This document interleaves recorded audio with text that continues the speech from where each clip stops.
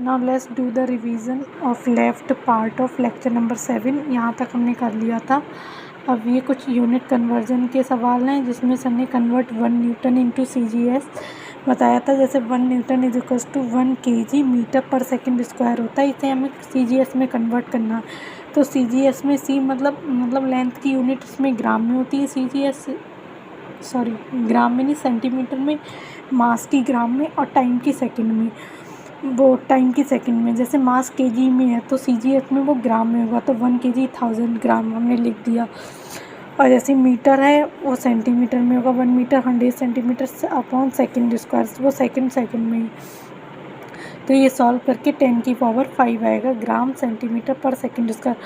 और इस पूरे को जैसे kg मीटर पर सेकंड स्क्वायर को जैसे न्यूटन बोल दिया, वैसे ही CGS में ग्राम सेंटीमीटर पर सेकंड स्क्वायर को डाइन बोल दिया। तो 1 न्यूटन इज इक्वल्स टू 10 की पावर 5 डाइन। अब जैसे ही एक क्वेश्चन और करवाया, 1 जूल एनर्जी की यूनिट होती है। अब जूल को हमें CGS में कन्वर्ट करना है, ये SI में है जैसे। और तो 1 joule is equals to 1 kg metre square पर सेकंड स्क्वायर। ये SI और MKS एक तरह से सेम ही होते हैं। MKS में जो यूनिट होती है ज़्यादातर वही SI में होती हैं। तो यहाँ से ये हम CGS में करेंगे तो kg को ग्राम में, मीटर को सेंटीमीटर में और सेकंड को, तो यहाँ से ये सॉल्व करने पे आएगा 10 की पावर 7 ग्राम पर सेंटीमीटर स्क्वायर सेकंड स्क्वायर। तो इस पूरे को अर्ज बोल दिया, अर्ज। वो तो यहाँ से समझ में आ गया 1 जूल इज इक्वल्स टू 10 की पावर 7 अर्ज। अब एक फिर ये कुछ क्वेश्चन थे जैसे एलियन और हाइपोथेटिकल सिस्टम वाले, जिसमें एलियन मतलब हमें एक अपना ऐसा ही सिस्टम बना रहा है, मतलब ऐसा ही नहीं बोलेंगे, अपना एक सिस्टम बना रखा है हमने, उसमें अपनी यूनिट अलग से डिफाइन कर दी। जैसे हम ऐसे मान लीजिए ऐसा ही सिस्टम है हमारा, सिस्टम हमारा नहीं मतलब वो स्टैंडर्ड है, उसमें जैसे kg के मास की यूनिट 1 kg ऐसे करके है। लेकिन यहाँ पर हमने एक यूनिट ऑफ मास के लिए जैसे 10 kg मान लिया, लेंथ के लिए 20 मीटर मान लिया, 1 यूनिट ऑफ टाइम के लिए 5 सेकंड मान लिया। और फिर हमने पूछा कि वैल्यू बताओ एक यूनिट फॉर फोर्स की इस सिस्टम में, इस हाइपोथेटिकल सिस्टम में, इन दिस सिस्टम। तो आपको जब आपको 1 यूनिट की वैल्यू पूछेगा किसी भी हाइपोथेटिकल सिस्टम में, तो आप 1 यूनिट की जब पूछेगा तो आप SKC मेथड याद करेंगे। SKC मेथड बेसिकली क्या है, आप जिसकी 1 यूनिट पूछिए, जैसे फोर्स की पूछिए तो उसका डायमेंशनल फार्मूला याद करेंगे। जैसे फोर्स का होता है MLT-2, तो फिर बस मास के लिए आप 10 kg पुट कर दीजिए तो आपको उसकी यूनिट पता लग जाएगी। लेंथ के लिए 20 मीटर, टाइम के लिए 5 सेकंड का होल स्क्वायर। तो यहाँ से 1 newton dash is equals to, ये 1 न्यूटन डैश हमने इसलिए मान लिया, ये हाइपोथेटिकल सिस्टम है, इज इक्वल्स टू 8 और न्यूटन। kg मीटर पर सेकंड स्क्वायर हमारे सिस्टम के हिसाब से न्यूटन हुआ, 1 न्यूटन। तो ये 1 newton dash is equals to 8 newton आया। तो न्यूटन डैश ये हाइपोथेटिकल सिस्टम में 1 न्यूटन डैश 8 न्यूटन के बराबर है। ऐसे ही आपसे जब एनर्जी की यूनिट 1 यूनिट ऑफ एनर्जी की पूछेगा, उसमें भी यही यूनिट्स मानी है, तो आपका 1 जूल डैश ये ऐसे निकल के आ जाएगा। फिर सेम क्वेश्चन आपसे पावर के लिए पूछा है, value of 1 unit of power in this system. फिर उसके बाद है एलियन और हाइपोथेटिकल सिस्टम, इसमें 1 यूनिट ऑफ मास, लेंथ और टाइम की दे रखी है, और हमसे 1 यूनिट ऑफ फोर्स पूछी है इन दिस सिस्टम। तो अभी जैसे पीछे किया था वही सेम है ये तो। लेकिन अब आपसे न्यूमेरिकल वैल्यू पूछ ले 1 न्यूटन की, ये पूछ ले कि हमारा जो 1 न्यूटन है वो इस सिस्टम में कितने के बराबर हुआ। अब हमने निकाला था कि 1 न्यूटन डैश 8 न्यूटन आया है, तो 1 newton is equals to 1/8 newton dash. इतना गुड मेथड नहीं है, टाइम कंज्यूमिंग है, तो इसके लिए 1 न्यूमेरिकल वैल्यू, तो find numerical value of 80 newton in this system. अब जैसे 1 न्यूटन की जगह 80 न्यूटन की पूछ ले, तो जैसे 1 न्यूटन के लिए 1/8 न्यूटन डैश है तो 80 न्यूटन के लिए एक की वैल्यू निकाल के 1/8 इंटू न्यूटन डैश से मल्टीप्लाई, तो 80 न्यूटन 10 न्यूटन डैश के बराबर है इस हाइपोथेटिकल सिस्टम के अकॉर्डिंग। तो ये बहुत टाइम कंज्यूमिंग भी है, तो इसलिए इसके लिए हम N1 U1 नल लगाएंगे, जो हमने पहले पढ़ा था स्टार्टिंग में इस चैप्टर की। N1 U1 N2 U2 measurement एक पहले सिस्टम में, उसकी न्यूमेरिकल वैल्यू, उसकी unit, measurement in second system, उसकी न्यूमेरिकल वैल्यू, उसकी यूनिट। तो मतलब ये सिस्टम लगाएंगे। अब जैसे ये है कंडीशन दे रखी मास की, 1 unit of mass 10 kg, 1 unit of length 20 centimetre, 1 unit of time 5। अब 80 newton in this system, find numerical value of 80 Newton. हमारे सिस्टम में जो 80 न्यूटन है उसकी न्यूमेरिकल वैल्यू इसमें कितनी होगी, तो हमें वो पता करनी है। तो हम N1 U1 और N2 U2 लगाएंगे। अब जैसे मैं ये आपको नोटबुक में समझा देती हूँ, एक सेकंड। जैसे N1 U1 बराबर N2 U2, ठीक है। अब हमारे में 80 न्यूटन है, तो 80 और न्यूटन के लिए मैं लिख सकती हूँ kg मीटर पर सेकंड स्क्वायर है। अब हमें N2 पता करनी है, न्यूमेरिकल वैल्यू इस सिस्टम में पता करनी है। यहाँ पर इसमें 1 kg है, 1 यूनिट ऑफ मास 10 kg है, मास की यूनिट। तो यहाँ पर मैं लिखूँगी 10 kg। मीटर के लिए लिखूँगी 20 मीटर, टाइम के लिए लिखूँगी 5 सेकंड का होल स्क्वायर। अब यहाँ से जब मैं सॉल्व करूँगी तो ये आ जाएगा 80 kg metre upon second square. N2 बराबर 10 इंटू 20 अपॉन 5 का square, 25 into kg metre square पर सेकंड, kg मीटर पर सेकंड स्क्वायर। तो ये इससे ये पूरा कट गया। अब ये 10 से 10 कट गया, 2 1 जा 2, 2 4 जा 8, ठीक है। 2 5 जा 10, 2 2 जा 4, 5 1 जा 5, 5 5 जा 25, और ये 5 उधर चला गया तो 10। तो N2 यहाँ से 10 निकल के आ गया। तो यहाँ से ये पता लग रहा है कि जो हमारे सिस्टम में 80 न्यूटन है उसकी वैल्यू इस सिस्टम में 10 है। 10 न्यूटन इस सिस्टम में 10 है उसकी वैल्यू। जो हमारे सिस्टम में 80 न्यूटन है वो इसमें 10 है न्यूमेरिकल वैल्यू।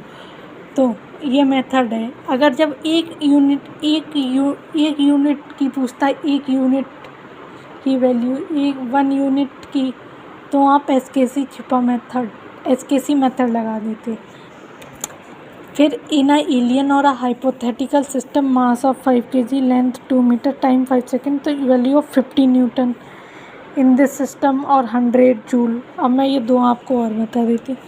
जैसे फिर से N1 U1 बराबर N2 U2 लगाएंगे।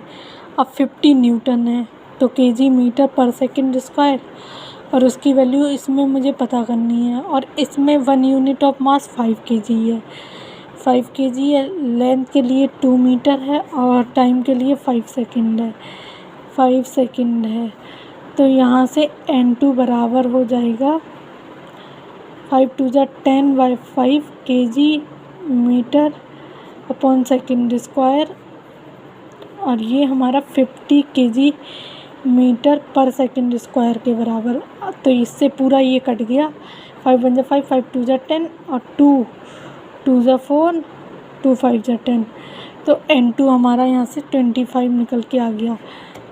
ऐसे ही ये 100 जूल के भी लिए निकाल सकते हैं। अब 100 जूल के लिए हम कैसे निकाल सकते हैं? ये 5 का स्क्वायर 25 होता, तो एक 5 और एक्स्ट्रा होता, तो 5 से मल्टीप्लाई, तो N2 की वैल्यू 125 आती है। मिस्टेक हो गई थी न्यूमेरिकल में। अब जैसे हमें पता करना है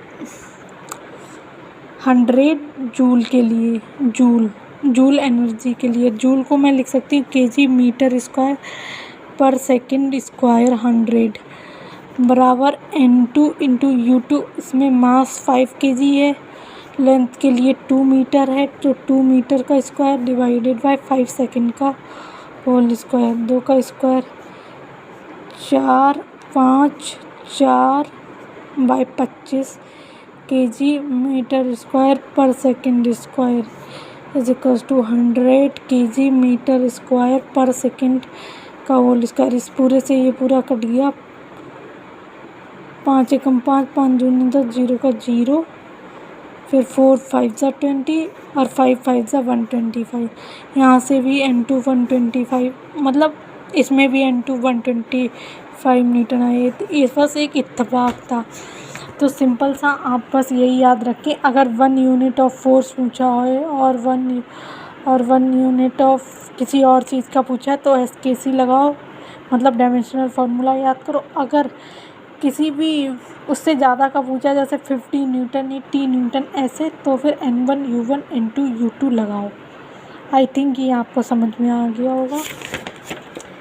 फिर सर ने लिमिटेशंस बताई थी डायमेंशनल एनालिसिस की, वो मैंने इसमें नहीं लिखी हैं, वो मैं आपको ओरली बता देती हूँ। सर ने क्या बताई थी?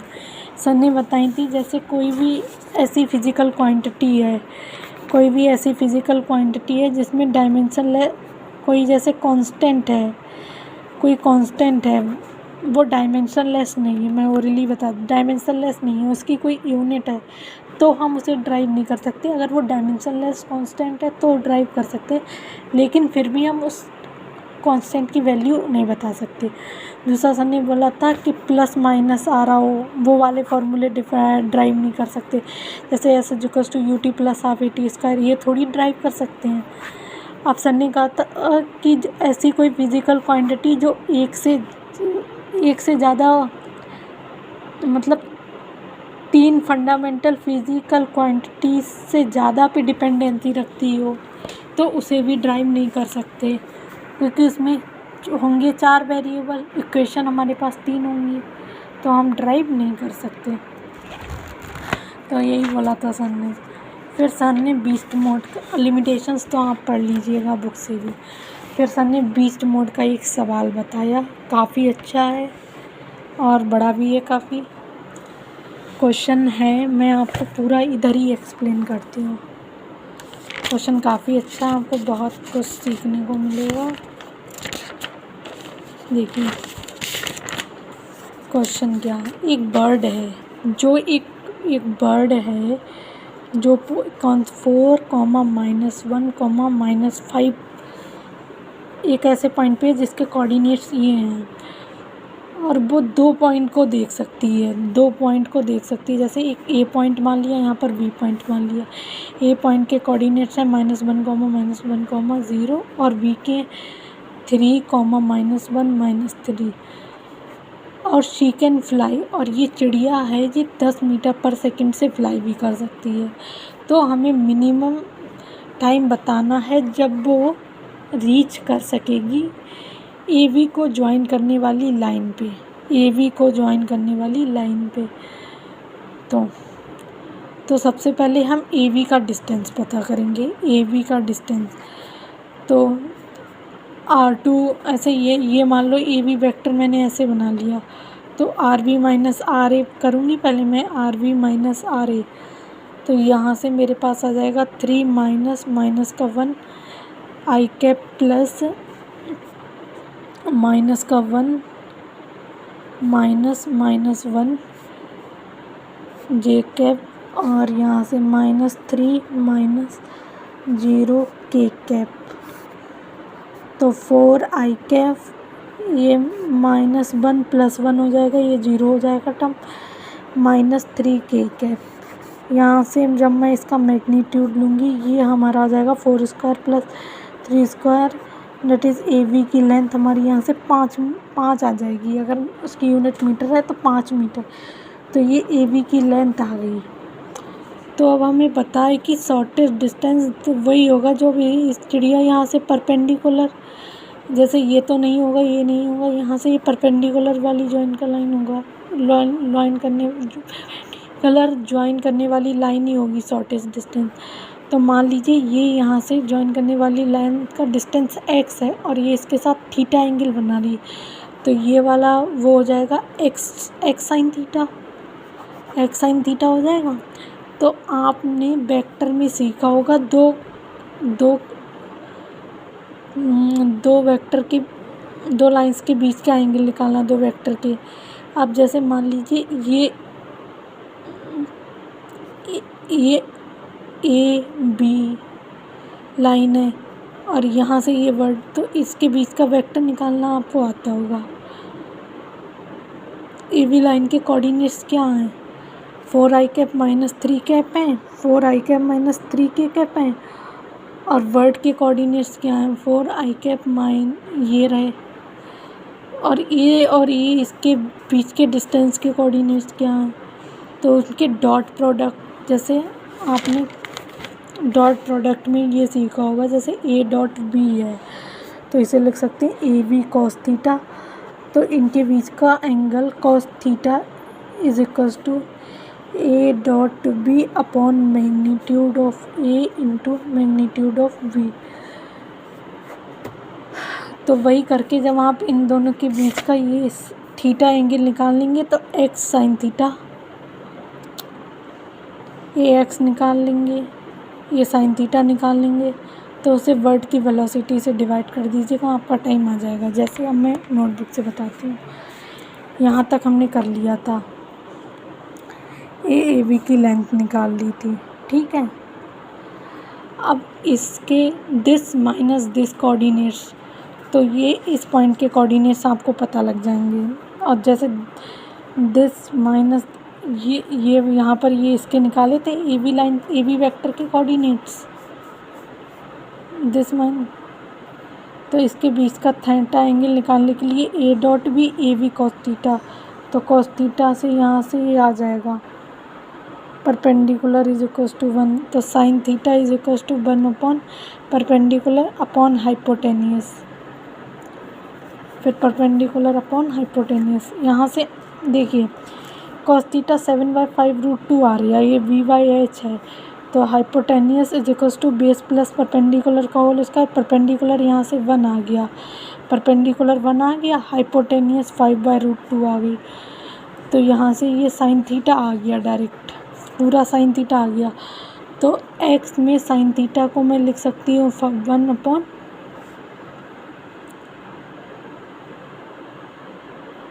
1/5√2, ठीक है, 1/5√2 लिख सकती हूँ। और इस लेंथ, इस वाली लाइन की लेंथ की दूरी, जैसे ये वाली के कोऑर्डिनेट्स 5i माइनस 5j हैं, तो इस लाइन का मैग्नीट्यूड 5√2 होगा, तो x यहाँ पर ये 5√2 है, तो ये 5√2 साइन थीटा की वैल्यू यहाँ से 5√2, ये 1 हो गया, मल्टीप्लाई करेंगे, उसे डिवाइड करेंगे वर्ड की वेलोसिटी 10 से, तो 0.1 आ जाएगा सेकंड हमारा मिनिमम टाइम। ये क्वेश्चन ना आप वीडियो पॉज करके दोबारा भी ट्राई कर सकते हैं, अच्छा सवाल है।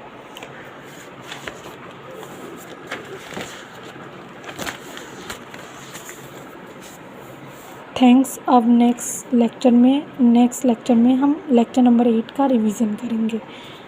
Thank you.